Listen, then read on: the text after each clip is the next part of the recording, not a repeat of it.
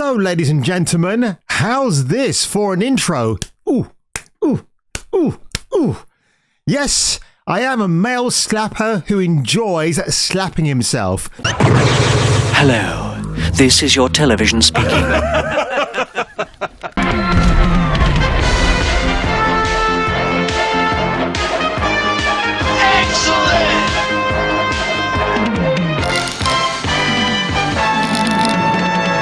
Now, why am I doing that, you may ask? Because every now and then, when you decide to embark on the platform that is YouTube, not everything you say is going to be in favor of everybody. Hell, I even had someone even ribbing me in the comment section about Rachel Zegler, how I'm railing on a 22-year-old woman who puts her voice on the soundtrack for the Hunger Games prequel trailer. And yes, that's absolutely fine, but I do want to address two comments that appeared in my Cringepocalypse episode 30, which was Friday past. And you know what?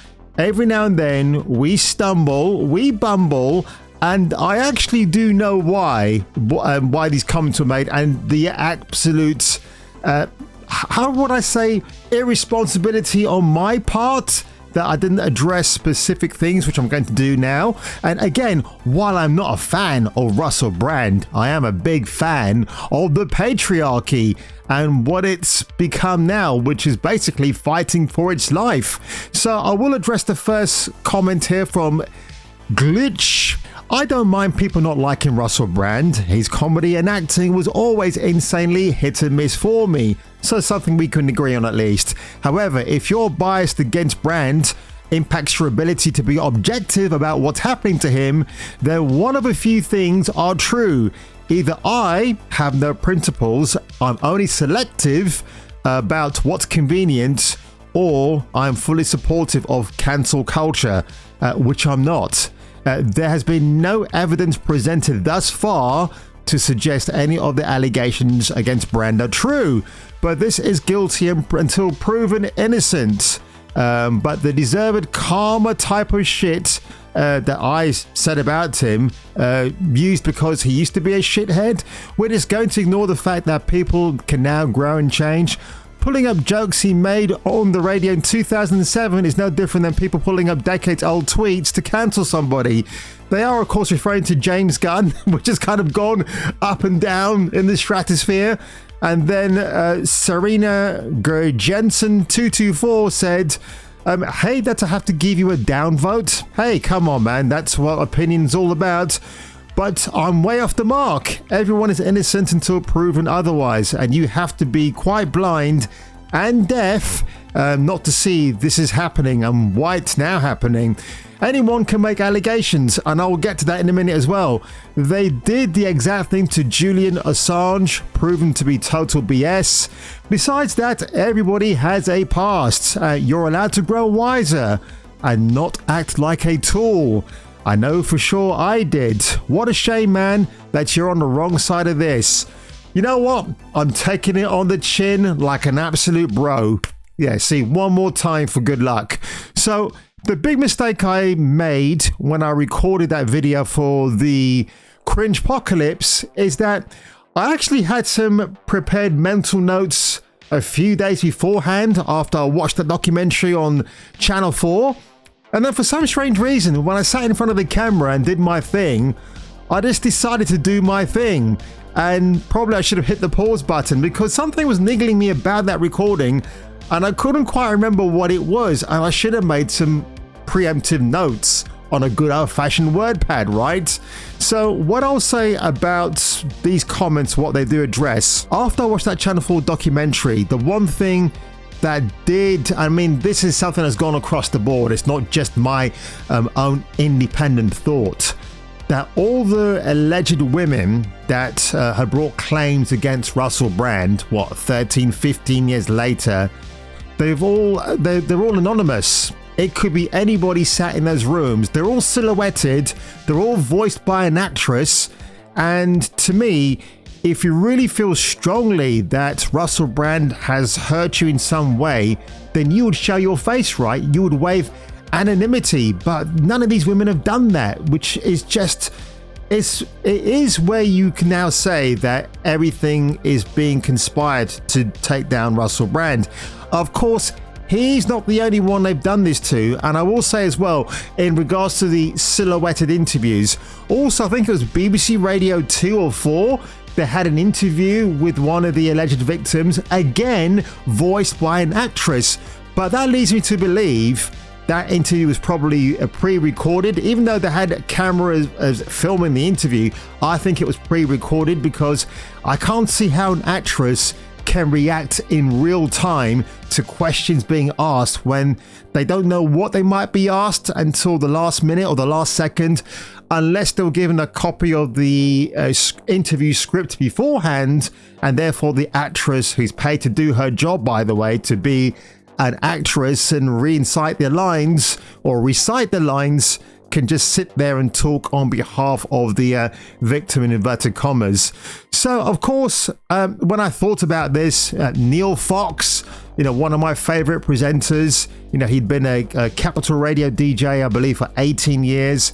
And then when he went to Magic, he had a great breakfast show on there. Then in 2014, he was arrested by the police because 9 women came forward and made allegations about him. And what happened in the end? He couldn't, even though he was cleared, and 6 out of the 9 women presented evidence which the judge believed to be true, because some of the women concerned were under 16, but there was no receipts or proof of that. There is a rush now. There is this weird hysteria.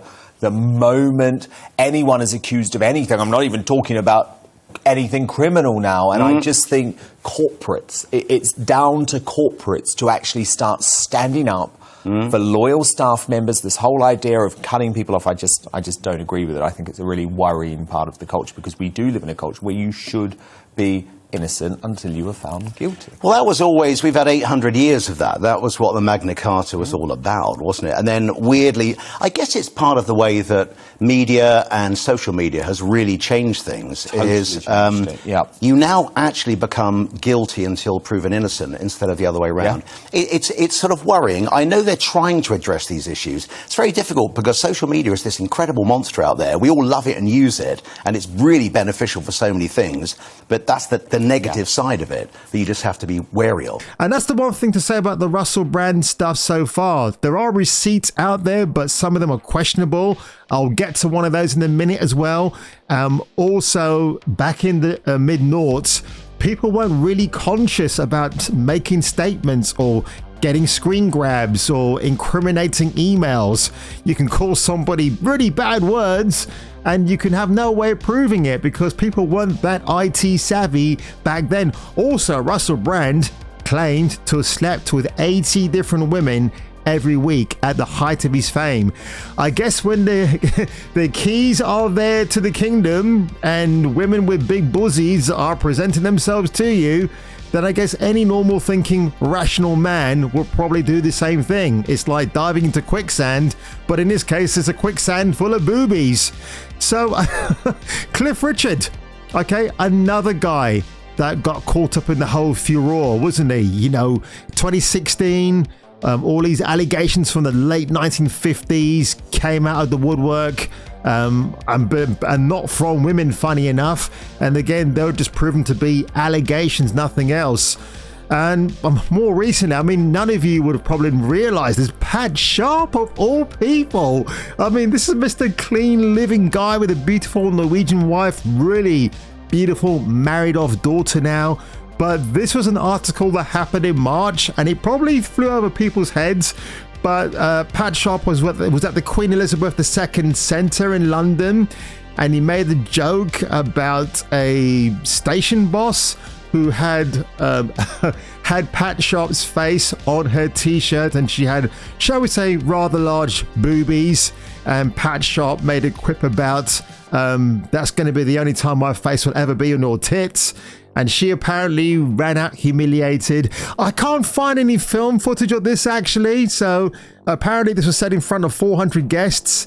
And you know what? Radio broadcasting is a weird culture because you can or could say those type of jokes, and he probably made the mistake that I made this week as well of knowing your audience. So this week I had a bit of a drilling from a manager at work because I had called somebody a weirdo. I left it on an answering machine, but I said to my manager, look, I'm not going to apologize to that person in question because their behavior towards me, simply because I got their name wrong in a Skype or an email message, and it was name calling back and forth, mainly from them. I think I'm justified by calling them a weirdo. I haven't called them anything more salacious, but imagine at your own workplace where even a word like weirdo can get you in so much hot water. It's like, that's why I said later on, you have to walk on eggshells ever so slowly, because calling somebody a weirdo or saying somebody strange even is like, oh my god, that's the worst thing you can say. And over on Twitter this week, Twitter X, Downing Street just issued a statement regarding Russell Brand, saying they are very serious and concerning, but yet they issued zero statements on Jeffrey Epstein. That's true, because I guess because Jeffrey Epstein is American, and I don't know if he had any British liaisons flying over to his island. That I'm not sure about. So again, James Cleverly, one of the members of parliament, mentioned the fact that, oh, the entertainment industry has got to be scrutinized as well as our own political circles, which is absolute bullshit, Mr. Cleverly, because politicians are some of the biggest slime balls we've come to know. And I guess they're like the poor man's and poor woman's versions of Hollywood. They're just, the world of politics, folks, is just not exciting unless you're watching a show like In the Thick of It or Veep. You know, that's why I like those kind of shows, because they really sex up politics. And further down, which I thought this is really interesting, and actually Ryan Kinnell actually brought this to my attention, which I thought was really awesome. This tweet, right? So Cinema Shogun here says, not sure if the allegations against Russell Brand are true or not, but what I do know, these text messages are bogus. The text obviously is a string attached together or produced by Photoshop. I've never seen text change in size and get blurry mid-text. So, and again, this is how they used to write text back in the day. Yeah, you scare the shit out of me, you're right, blah, blah, blah. Until we get to this section here, where the font suddenly goes bolder and it's out of place, because obviously you can't do that in a WhatsApp message. It all stays the same font, whereas the font from Russell Brand all stays much less the same. So what more can you say on that one, folks? It is what it is. And I will say, you know, that's why now, if you even look up a YouTube video where, for example, it's like why men choose to stay single, because back in my day, I remember being coming off my shift at Planet Hollywood. I'm sat in the train, you know, at Waterloo Station, waiting for it to go.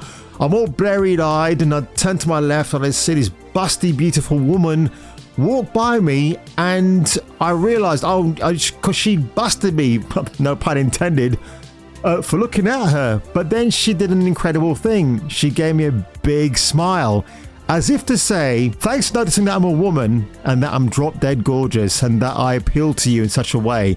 That's a based woman right there. That was her immediate thoughts. And now, when you have the Pat Sharp incident, I guess he didn't know his audience, or he thought he did, and it backfired upon him.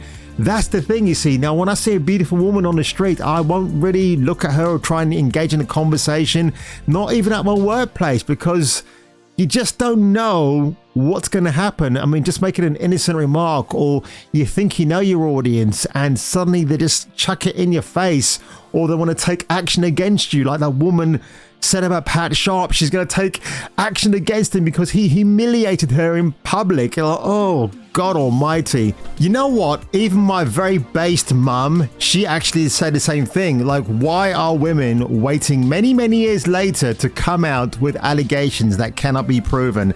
Again, in one of the spots for that Channel 4 show, I think it was Alice or somebody else had a photograph of Russell Brand back from that day when she worked as an assistant on his production team, But that could be a photograph that anybody, like a member of the public, could write in and request and have it signed by Mr. Brand. It's not like there was a specific intimate picture. And again, it was a photograph. Photographs can be faked, right? It's not like it was hardcore video evidence of Brand saying these things to her, or being privately filmed, but that's out there for public consumption. I'm sure Mr. Brand would have been a very cautious man when it came to doing that sort of thing. Maybe he's done that sort of stuff and maybe it's not out there yet, or maybe you have to go down the deep dark web to find this evidence. Who knows? But again, if my mum is saying women should be coming out sooner rather than much later in the hope of some compensation, well then suddenly everything in this system is very, very flawed. There is a coven of witches out there, not just for Halloween, everywhere. 365 days of the year, there are a coven of conspiring witches out there who want to bring men down. It's just a word of mouth, weaponizing words. It's going to get out there. It's sent out there to destroy men because men apparently are very bad. They're very toxic. And yes, the allegations against Russell Brand, as he's rightly said before, it's all about consensuality, if that's even such a word. All these women were willing to sleep with him.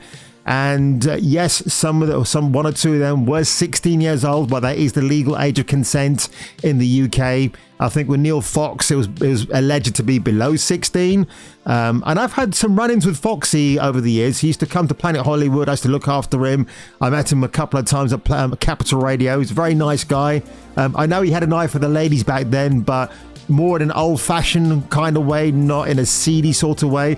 But that's what radio is for you. That's what Jimmy Savile said. Like, the girls that he met, the groupies, weren't there for him. It's who he knew in the music world. And I think people like Foxy would have met people like Motley Crue and interviewed famous rock stars like Bon Jovi, who may have had access to groupies that maybe he had a dalliance with. I'm only speculating. I don't actually know. So on that one, ladies and gentlemen, I think I've said enough, although I'll say one more thing as well. Henry Cavill, got to bring him into the mix. That is a famous based dude who's old-fashioned as well, refreshingly old-fashioned, not just by the way he speaks, but how he conducts himself, how he dresses. And he's often talked about the fear of walking up to a woman in a bar, maybe whining and dining her or engaging in some social chit chat just to get to know her better. Not all men who walk up to a woman in the bar want to sleep with her. They might genuinely want to know her properly. And yes, not all men are saints. There are some scumbags out there. Again, these allegations against Russell Brand at the moment, and I will reiterate again, ladies and gentlemen, I'm not a fan of Brand, but I am a fan of the Patriarchy. And it'll be interesting to see what happens in the end. Some people have said he won't get remonetized again on YouTube. I think he will eventually. But is it conspiracy by YouTube, The Telegraph, Channel 4, and other big outlets against Brand? I still think maybe not, because unless they've got the goods on him, unless they've got some incriminating evidence we don't have any privy access to, then that might be something that could be considered, whatever, a sprinkle of salt. But ladies and gentlemen, I'm going to slap myself again in the face because somehow I enjoy doing that now. If you enjoyed this video today, and I hope I never have to make one of these again, I will just do my best to be more objective, because I have usually been objective, but I guess I let my bias get the better of me. And again, I am sat here in my cool office chair, owning up to that mistake, and I'm glad you're still sticking with me after all this. So if you were me, and if I were you, you better come back for the next video.